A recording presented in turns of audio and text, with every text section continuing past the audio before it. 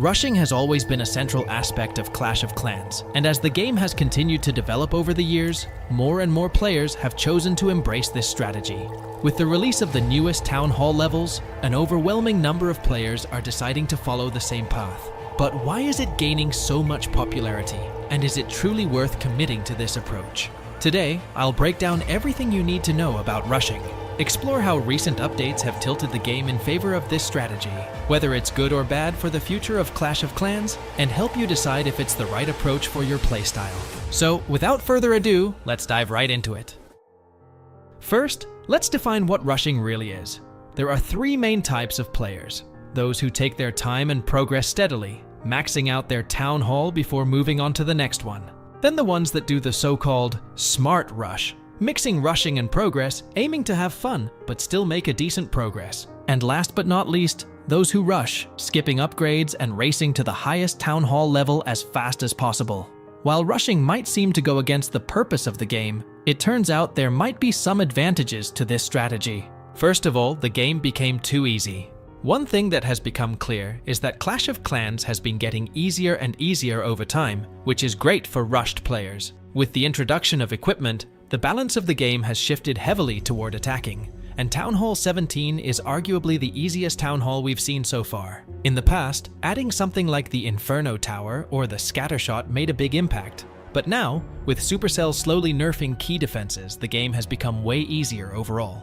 As the game becomes easier, defenses are losing their value.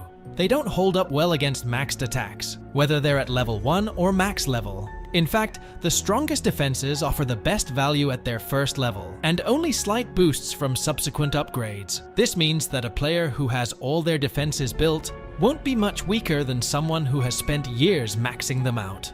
The weakened state of defenses is becoming a huge problem, and if this continues, rushing will undoubtedly thrive. Next, one of the most important problems in the game, the fade of hero levels.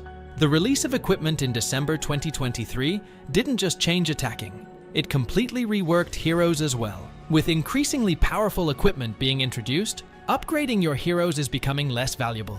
Hero boosts now exist, and hero levels themselves don't offer significant benefits compared to the impact of equipment. Meanwhile, heroes with over 100 levels require an insane amount of Dark Elixir and time to upgrade. This issue is even more pronounced with the addition of a new hero at Town Hall 9 that came with the Town Hall 17 update, making it harder than ever to max out all heroes at each Town Hall level before moving on. As a result, many players are starting to neglect hero levels entirely, realizing they matter less in the grand scheme of the game. Furthermore, what might frustrate some players while delighting others is that Supercell recently buffed the Hero Potions boost. Now, by consuming a single potion, instead of getting the old +5 level boost on each of your heroes, you can use all of your heroes at their maxed level, regardless of whether they're at level 1 or halfway maxed. On top of that, hero potions come at a very slight cost, easily farmable through raid medals or CWL medals, making them accessible enough to use whenever you need stronger heroes to face tougher opponents. Talking about hero power, to create the strongest army, reaching the highest Town Hall is essential. For example, upgrading campfires to their maximum capacity significantly enhances your army's potential, enabling you to bring far more troops into battle. Similarly, a fully upgraded clan castle is a game-changing advantage, unlocking powerful strategies like the Super Archer Blimp or Massive Clone Balloon Blimp, perfect for clearing central compartments of enemy bases. Progressing to higher Town Hall levels also introduces incredibly powerful troops, such as the Electro Titan and Root Riders. Moreover, it allows you to upgrade your primary army to the highest levels, ensuring your attacks are as formidable as possible. Along the way, you also unlock hero pets, which are an essential part of any powerful strategy. Pets like the Spirit Fox, Phoenix, and Diggy not only enhance your hero's capabilities, but also add versatility and creativity to your battle plans. Next to this, reaching the highest Town Hall level unlocks one of the most crucial advantages in the game, fully maxing out the blacksmith.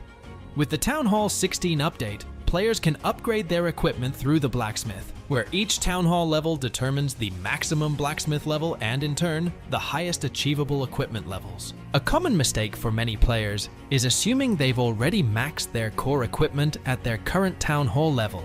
This often leads to inefficiently spreading precious ores across mid-level equipment, which quickly becomes outdated. However, it's important to note that equipment upgrade costs rise significantly at higher levels, making resource management even more critical as you progress. By advancing to the highest town hall, you eliminate the limitations imposed by lower-level blacksmiths and can focus entirely on upgrading the equipment that matters most. This ensures that your resources are used strategically, avoiding unnecessary expenditures on gear that won't scale effectively in the late game. Now, the most obvious reasons to rush is to maximize the value of your magic items and loot. At lower town halls, items like gold, elixir, and dark elixir runes offer significantly less value, along with books and hammers. By reaching the highest town hall, you can save your magic items for the most expensive and time-consuming upgrades, ensuring the best value. For instance, at Town Hall 12, you can use runes to acquire up to 14 million gold or elixir, but at Town Hall 17, this increases to 24 million, giving you an extra 10 million per rune. However, rushing comes with a significant downside. It's in the name. By rushing, you fast-track through the game, reaching the highest town halls and unlocking all features in a matter of months. While this rapid progression might feel rewarding initially, it can lead to burnout. Once you've maxed out, there's little left to achieve, and the excitement of progression fades. The game wasn't designed to be completed in such a short time frame. Clash of Clans originally emphasized gradual village building, strengthening your defenses and attacks over time, and maintaining balance, much like managing real-life resources. Updates and new content are released periodically to sustain this long-term progression, not to be consumed all at once. In its early days, reaching max level was nearly impossible, and the joy came from steady growth and strategy. Unfortunately, the game's insane length can discourage some players, leading them to quit before reaching max level if they don't rush. Rushing provides access to the best armies and value, but it also skips over the core experience of gradual improvement and strategic development. So the question remains, is it worth bypassing the essence of the game, building, strategizing, and enjoying the journey for the sake of faster progress and greater power? I would say try adopting a balanced approach to rushing. Spend a reasonable amount of time at each town hall, and when you start feeling bored or unmotivated, move on to the next one. While this strategy might not always give you the best value or the strongest armies, it ensures you enjoy the game and keep it engaging. Life is challenging enough as it is, so there's no need to stress over every little thing, like losing a couple million resources. Clash of Clans was never meant to be played with relentless competitiveness. The game is about having fun, building at your own pace, and finding your own strategy. Play smart, progress in a way that feels right for you, and most importantly, don't forget to enjoy the experience. After all, that's what gaming is all about.